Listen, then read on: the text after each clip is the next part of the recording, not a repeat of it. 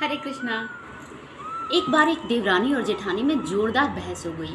दोनों की बहस इतनी अधिक बढ़ गई कि दोनों ने एक दूसरे का मुंह ना देखने की कस्में खाई और अपने अपने कमरे में चली गई।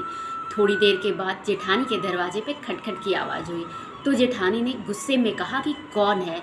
उधर से आवाज़ आई, दीदी मैं हूँ।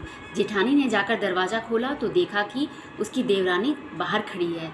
तो जेठानी ने गुस्से में कहा कि अभी तो बड़ा कस्में खा के गई थी कि कभी मुंह नहीं देखूंगी, कभी बात नहीं करूंगी, फिर क्यों आई हो वापस। तो देवरानी ने कहा, सोच कर तो मैं ऐसा ही गई थी, लेकिन मुझे मेरी माँ की कही हुई एक बात याद आ गई।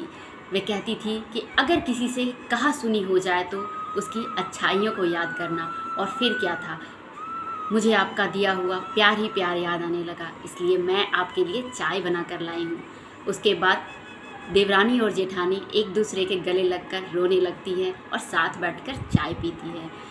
तो देखा आपने, क्रोध को क्रोध से नहीं जीता जा सकता, क्रोध को क्षमा और प्यार से जीता जा सकता है। आप अग्नि को अग्नि से नहीं बुझा सकते, उसके लिए आपको जल की आवश्यकता होती है। इसीलिए अगर कोई व्यक्ति आपसे क्रोधित हो जाए तो आपको भी उस पर क्रोधित नहीं होना चाहिए, उसके प्रति प्रेम रखना चाहिए, उसकी अच्छाइयों को याद करना चाहिए। जय श्री कृष्णा।